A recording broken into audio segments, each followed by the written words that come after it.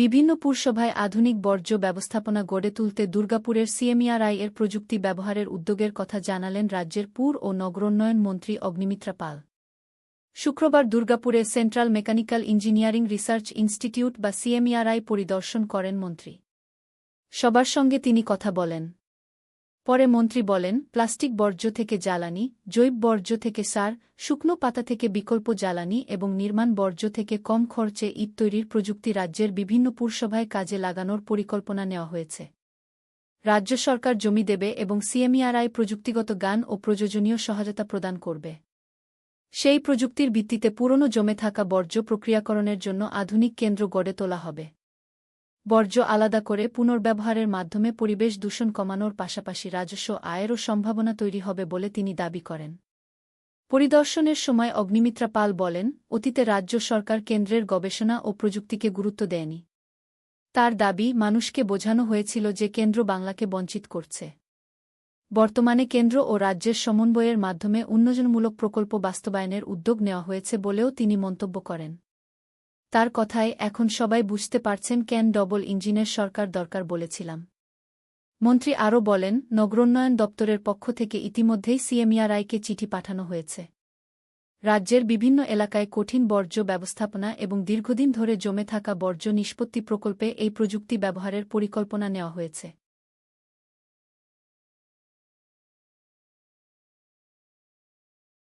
সব যেগুলো দেখলেন এর আগে রাজ্য সরকার, প্রাক্তন রাজ্য সরকার যারা, তারা তো কখনো এগুলো নিয়ে ইন্টারেস্ট দেখায়নি, আগ্রহ দেখায়নি। এটা তো অনেক আগে এসব অনেক সেন্ট্রাল মিনিস্টার এসছে, আমরা দেখেছি হর্ষবর্ধনজি তিনি এসেছিলেন, বাবু সুপ্রিয়জন কেন্দ্রীয় মন্ত্রী ছিল তিনি এসছেন, হ্যাঁ সুভাষ সরকার এসেছিলেন। তো কখনো তো রাজ্য সরকারের তরফ থেকে এই যে ওয়াটার পিউরিফায়ার, এই যে সলিড ওয়েস্ট ম্যানেজমেন্ট, এগুলো নিয়ে কখনো তো আগ্রহ দেখানো হয়নি। এবার কি এগুলো পুরসভায় কোনো ইমপ্লিমেন্ট হবে?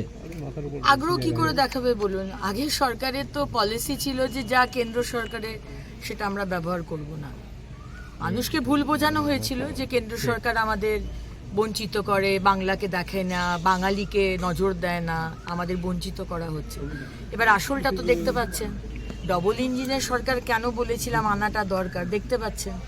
আজকে এই CMERI central mechanical and engineering research institute, আমি আজকে এখানে আরও অনেক কিছু আছে। আমি এসেছি আমার দপ্তরে বিষয়টা দেখার জন্য যে আমরা যে রেগুলার যে লেগাসি ওয়েস্ট, যেটা এই যে পাহাড়ের মতো ডাই হয়ে পড়ে রয়েছে, আগের 15 বছর কিচ্ছু হয়নি, কোনো কাজ হয়নি।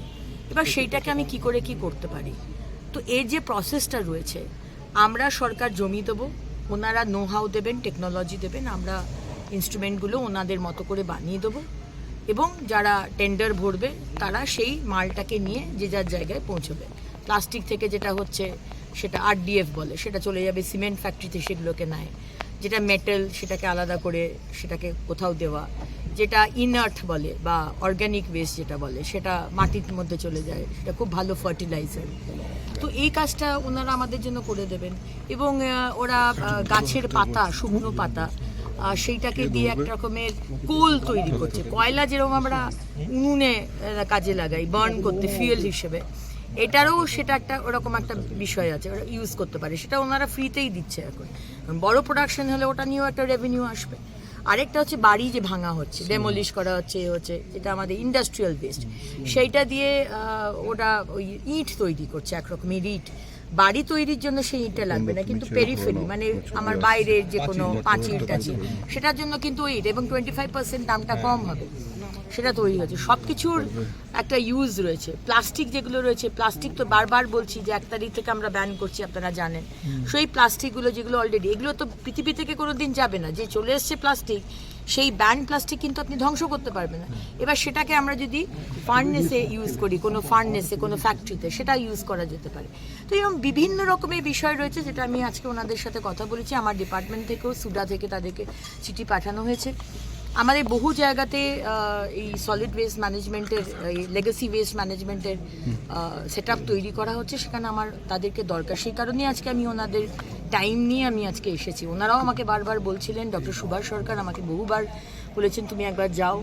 তো আজকে আমি যেহেতু এসেছি, এখানে আরেকটা প্রোগ্রাম আছে, তো আমি ভাবলাম যে একবার ওনাদের কাছ থেকে পুরো বিষয়টা জেনে তারপরে। সিএমএর সঙ্গে কি রাজ্য মৌস্বাক্ষর করবে? এটা তো সেন্ট্রাল গভর্নমেন্টেরই আমাদেরই, কিন্তু একটা তো এমও তো হবেই। আমরা যে এতগুলো সারা বাংলা জুড়ে পড়বো, সেটা তো একটা এমওইউ তো হতেই হবে। So will do it. বলছি দিদি, তারাতলার কাণ্ডে 15 জন মৃত্যুর